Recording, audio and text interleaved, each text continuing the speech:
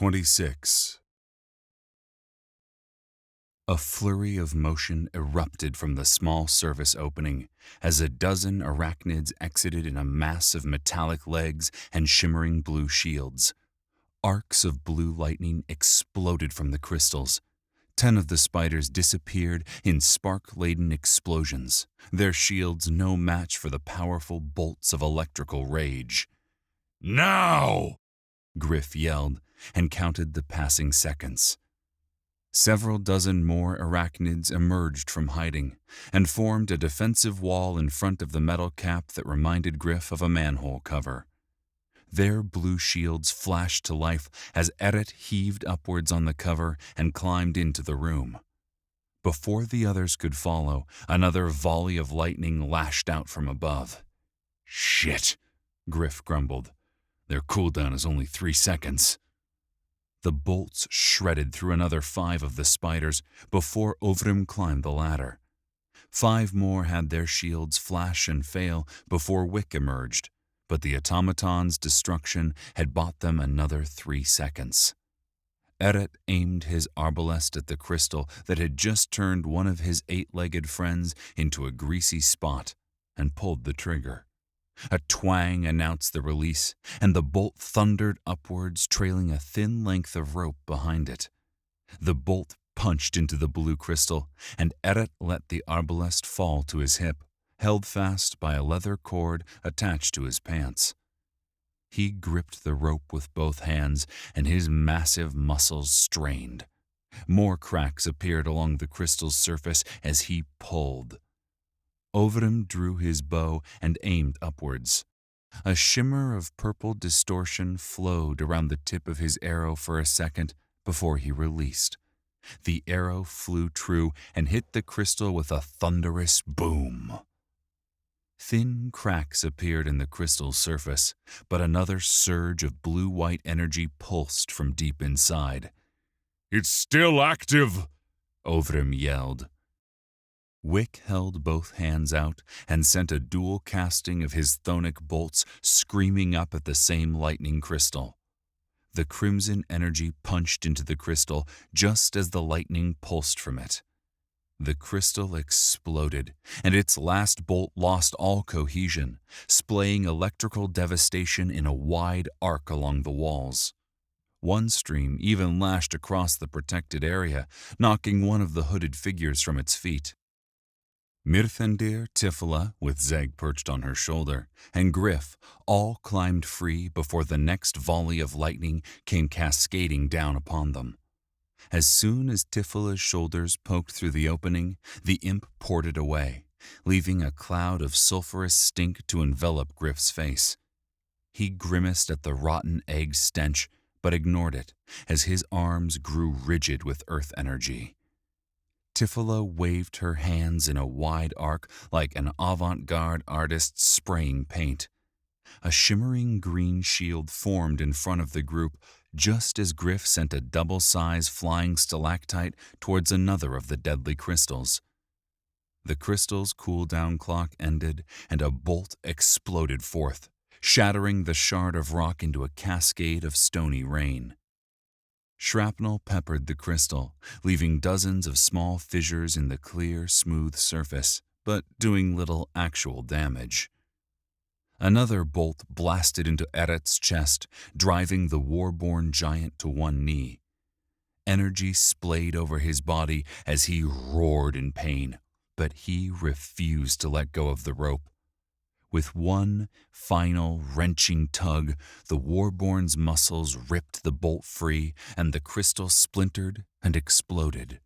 Shimmering shards tinkled to the floor, falling around Eret like a halo of falling stars. 2 down, 4 to go! Gryph roared above the din.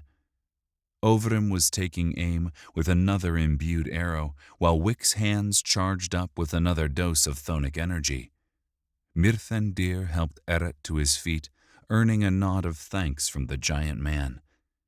Tifla was straining as she poured mana into her green life magic shield. The swarm of arachnids moved in front of Tifla on Eret's silent order, and several dozen shimmering fields of blue appeared before them. They stepped closer to each other, interlocking their shields like puzzle pieces, giving Tifila the time to down a mana potion. Wick and Ovrim continued their assault on the lightning crystals, trusting that the others would protect their flank. Gryph, Eret, and Mirthandir rushed towards the dwellers. Gryph pulled his spear from his back, pumped mana into his boots, and cast Animate Rope on the length of Empyrean spider silk at his waist. 3 of the dwellers guarding Barendiel lined up in a defensive position in front of the 4th, who started to cast. The ranger captain remained focused on the dais as if the battle raging about him was of no consequence. "We need to kill the caster and then get to Barendiel," Gryph yelled, just as a lithe, sword-wielding woman came at Gryph. She was quicker than a striking viper, and the edge of her long sword arced at his neck. He activated parry, barely blocking the blade with his spear.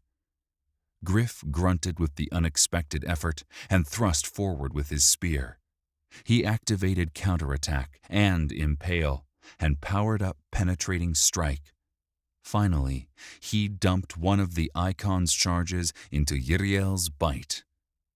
It would have been a devastating blow had it landed, but the strike bounced off the side of a hidden breastplate with a surge of sparks as the woman dropped low and spun away from the strike. She activated her own counterattack perk, and Gryph felt her blade slice at the back of his calf. He grimaced in pain and fell to one knee. Her spin took her back up to her feet as she danced away from a clumsily thrown punch. Gryph hadn't expected it to hit or do any damage. He was just trying to buy some separation to bring his spear to bear. Instead, she stabbed forward, her body arcing like a deadly ballerina, and the tip of her sword sunk into his shoulder.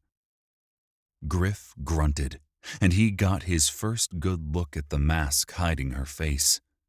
The thin mouth morphed and flowed into a sinister grin below a pair of gill-like slits where a nose should have been. A shiver rushed through Gryph that had nothing to do with pain as the woman pulled her blade free and spun away. Hot blood gushed down his arm and his health bar dipped by 15%. He backed away, eyeing the dweller warily. She stood, hip cocked and her sword resting lightly on her shoulder, as if she were taunting him, daring him to come at her. Gryph took a moment to check his surroundings. To his left, Eret faced off against a massive man bearing a spike-covered mace and a tower shield. The Warborn drove his double-bladed axe down with incredible force, but the large dweller raised his shield. The blow barely seemed to faze the man, a surprise considering Eret's formidable strength. To his right, the warhammer-wielding dwarf came at Mirthandir faster than should have been possible for such a stocky man. Mirthandir sidestepped the thundering hammer, which crushed the stone floor, sending a shower of stone chips into its wielder's face. They stuck in the flowing silver of the mask like shrapnel before the surface pulsed and forced the chips out where they fell to the ground like a stone rain. A light laughter that would have been charming under other circumstances brought Gryph's attention back to the woman. He gripped his spear with both hands and stared down its length at her as she swung her sword in tight, choreographed arcs. She feigned left and right, all grace and calm. He kept the tip of his weapon between them and tried to predict her next move. She dipped to the right, and Gryph snapped his spear forward, letting the smooth shaft flow by his fingers, only grabbing the end at the last moment. His blade sliced into her arm, and Gryph heard a low hiss from behind the mask. Her momentum spun her inside the range of his spear, and she grabbed the shaft with her free hand and pulled. Gryph had not expected the move, and despite the deep gash in her tricep, she pulled him off his feet and he stumbled forward onto the point of her sword. He reacted on instinct, and his ring of air shield surged to life, deflecting the deadly sword thrust. Gryph lost his balance, whether from surprise, the sudden rush of air from the ring, or how close the sword point was to his eye, and he fell forward, his spear skittering across the floor towards the dais. The woman's grin grew more macabre as she danced and leapt at him, sword point thrusting down. He rolled aside and sent his rope into the fray. Her sword point bit into the stone floor inches from his head as he continued his roll. She spun again, and the blade scythed towards his face. Gryph's eyes closed, but no pain came. He opened his eyes and saw his trusty spider silk rope constricting the woman's arm, arresting the near-fatal strike. Then the rope flexed and tossed the woman ass over elbows, and she landed with a heavy thump. I never thought I'd love a rope so much. Gryph rolled onto his feet, spear between him and the woman. His rope had twined around her waist, up her arm, and around her neck, pinning her sword arm to her side as the rope constricted. Gryph activated the rope's compel ability and instantly felt a surge of mental feedback laced with what sounded like laughter. He fell to one knee as the psychic punch seethed through him. Lucky for him, the woman also crumbled, and for a moment Gryph thought he felt confused terror push through the mental link. Then it was gone, and the rope fell from her arm, no longer animated or responding to commands. What the hell? It should have had more time. But Gryph did not have more time, as the woman shook her head and launched herself at him like a whirling dervish of death. Gryph spun and twisted, dodging and parrying blow after blow, but the woman was faster than he, much faster, and he felt her blade slice into his side and the hilt crack into the side of his head. Neither took over 10% of his total health, but he'd managed a whopping goose egg. Then she had friends. The two other dwellers were circling around him as he faced off against the Sword Maiden. A quick glance revealed inky bands of dark energy entwined at it. Mirthandir was hacking at them, trying to free the Warborn. The black ribbons trailed from them to the dweller who'd spent the last several minutes casting. Damn it, I forgot about him. The good news was the caster seemed far too occupied sustaining his spell. The bad news was that both of his allies were out of the fight, at least temporarily. He suspected that he would soon die. Again. And I still haven't found a new respawn point. Stunned that the thought hadn't occurred to him. If he died here, he'd end up back in the Barrow, and any hope of stopping the dwellers from taking the weapon would likely die with him. He dodged a hammer blow only to walk straight into a slash from the sword-wielding dweller. Gryph grunted as the blade bounced off his chest plate. Despite the pain and the further loss of health, Gryph suspected that his light armor skill had just saved his life. Yet he also knew that he could not afford too many more blows like that one. He thrust his hand out and cast Water Blast, pushing the sword wielder backwards with a torrent of water. Gryph took aim at the caster, knocking him off his feet. The bands of mystical power that held Eret and Mirthandir blinked and disappeared. Both launched themselves at the closest enemy, each step spraying froth. An idea came to Gryph, and he turned his water blast on the rest of the dwellers. The damage done to his enemies was minimal, and the space it provided him would not last, but that hadn't been the point. Gryph took a moment to check the battle, and saw Tifala and the others still battling the deadly lightning crystals. Only 2 remained, but over half of the arachnids had been turned to ash and wreckage. Both Wick and Ovrim were still on the attack, scorch marks marring their armor. His eyes turned to Barendiel, working feverishly at the controls. He had unlocked 7 of the remaining 8 runes, and, despite being soaked from Gryph's water spell, his full focus was on the last rune lock. Gryph couldn't understand why Barendiel was doing this. The man had been passionate, but to murder the regent and work to unleash the dark ascendancy upon the realms once more didn't seem the ranger's style. Then the last rune glowed a bright silver, and a clank of metal, heard even above the din of battle, came to Gryph's ears. Barendiel held his hand over the seal and pressed down. 13 streams of magical energy spread down the face of the pillar, through the dais, and along engraved lines carved into the floor. When they hit the doors, the scrawls of magical power zipped up and around intricate carvings, and slowly the doors opened. "Not so fast, fucker."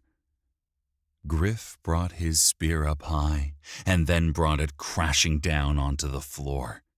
As it connected, Gryph activated Yiriel's maelstrom.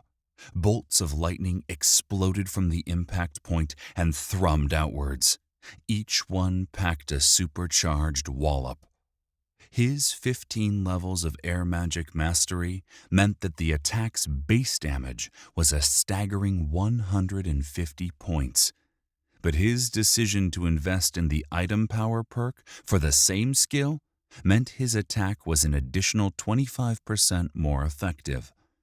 Add in a bonus from the pools of water the dwellers stood in, and the damage from the attack knocked all 5 dwellers to the ground. Gryph's mouth twisted into a wicked grin as the screams of agony filled his ears, followed by the smell of charred flesh. His macabre glee disappeared as 4 of the 5 stirred. Only the dwarf who'd taken a lot of damage in his battle with Eret lay unmoving. Barendiel was the first to his feet, though he was moving slow and in obvious pain.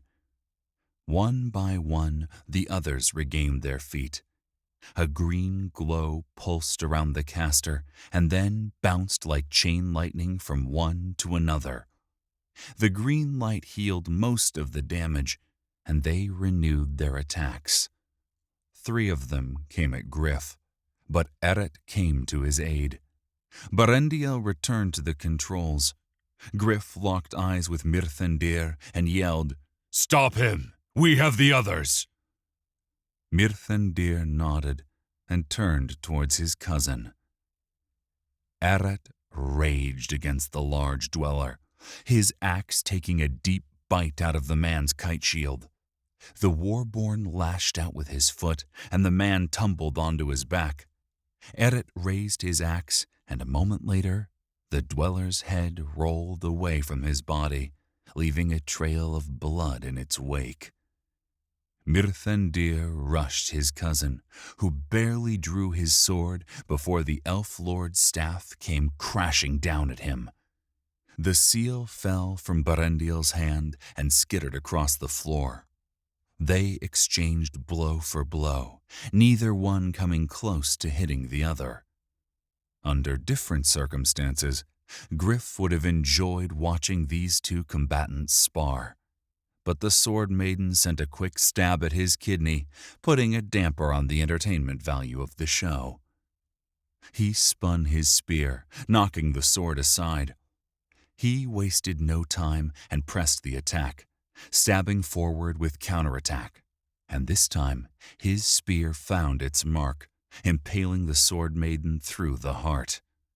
She slumped forward, and the silver mask covering her face faded like smoke in a strong wind. Her eyes filled with surprise and something else, something quite unexpected. Gratitude.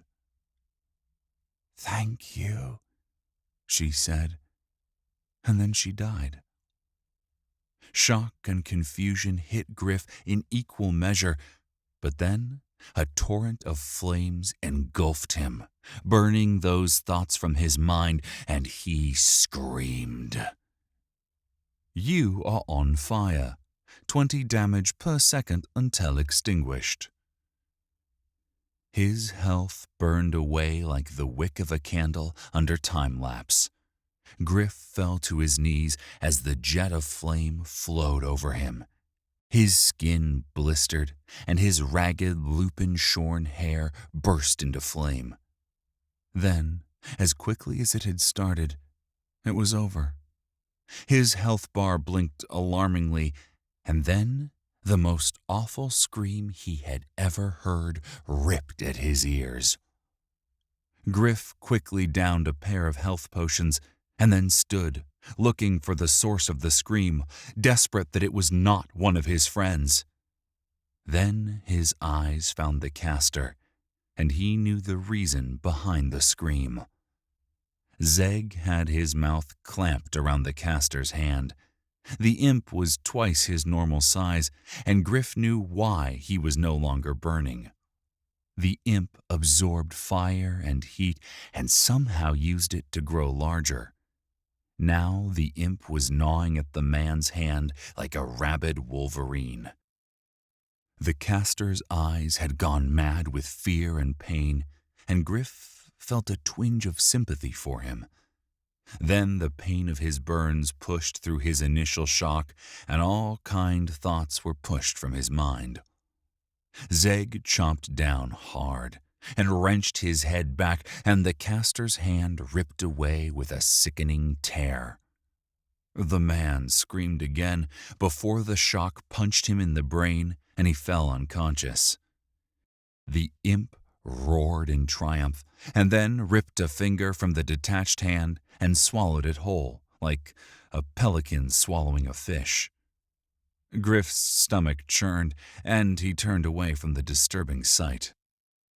A furious onslaught from his masked cousin pushed Mirthandir back. The exchange of blows was martial poetry to a trained warrior like Gryph, but then the Prince Regent stumbled on the corpse of the Sword Maiden and fell onto his back. The Dweller could have landed a killing blow, but instead swung his sword back and forth inches from Mirthandir's retreating form, taunting the Prince Regent. Gryph knew the Elf Lord only had seconds before the Dweller got bored with his taunting games, and he rushed Barendiel with a roar. The Dweller spun and parried Gryph's blow. The silver mask was inches from Gryph's face, and its visage grew more alien as barb-tipped arms spread outward from the edges of the thin mouth and scraped against Gryph's cheeks. We have a problem here," he heard Wick yell somewhere far off, but Gryph could not tear his focus away from the creature in front of him. He had faced many a terror in his life, but few things had ever unnerved him as much as the light caress of this alien fiend's oral appendages. Behind the mask, he could hear the man laugh. "You still do not understand what is happening here, do you?" he whispered. Gryph's skin, his very soul, crawled in disgust, and he needed to get away from this aberration. He activated push-off and launched himself backwards, flipping once before landing lightly on his feet a half-dozen feet away. The Dweller stood as several dozen of the arachnids who still survived arrayed themselves behind Barendiel. It only took Gryph a moment to realize that the automatons were no longer friendly. Then they swarmed him. Gryph spun his spear like a fan of death, and several of the swarm went down, But soon he was overwhelmed. An individual arachnid didn't pack much of a wallop, but a dozen? 2 dozen? That was a different matter altogether. Gryph toppled back and tossed his hands over his face as the metal appendages of the spiders poked and prodded at him. His health trickled downwards. Then the world lit up with crimson and green light, and the arachnids scattered. Gryph saw both gnomes sending volleys of chthonic and life magic into the swarm as Ovrim helped him to his feet. Gryph nodded thanks, and quick glances told him his friends were battered but alive. "Oi! Hey! Spiders!" Wick said in a spastic voice, and Gryph gripped his small friend's shoulder in thanks. Mirthandir stood, clutching the seal in his hand. He stood alone and bloody on the other side of a sea of swarming metallic legs. Behind him was the now open door to the Nexus, the control center for the whole city. Barendiel stood in the eye of a storm of metal spiders glaring at Gryph. Gryph took a moment to analyze the situation and locked eyes with Mirthandir. Then Mirthandir turned and ran through the door that led to the Nexus. En masse, the swarm of arachnids turned and pursued the Prince Regent. A feeling of dread filled Gryph, but then Barendiel rushed him, and the ranger's arcing sword pushed all other concerns to the back of his mind. He danced away from Barendiel's deadly steel, clumsily batting the ranger's blows aside until one landed and knocked the player off his feet. Barendiel lifted his sword arm for the killing blow when an unearthly howl of anguish burst from behind the man's mask. His sword fell from his fingers and he dropped to his knees, hands clutching at his head. As the rest of the swarm disappeared into the tunnel, the dweller fell onto his face, unmoving. "Something is very wrong here," Gryph said, and all eyes turned to him. "You think?" Wick said, louder than he intended.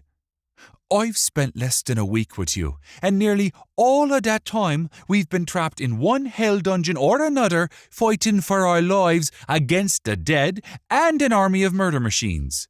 This," he waved his hands around, "this makes me miss the Barrow." "You're being dramatic again, honey," Tifila said, and stroked the back of his neck.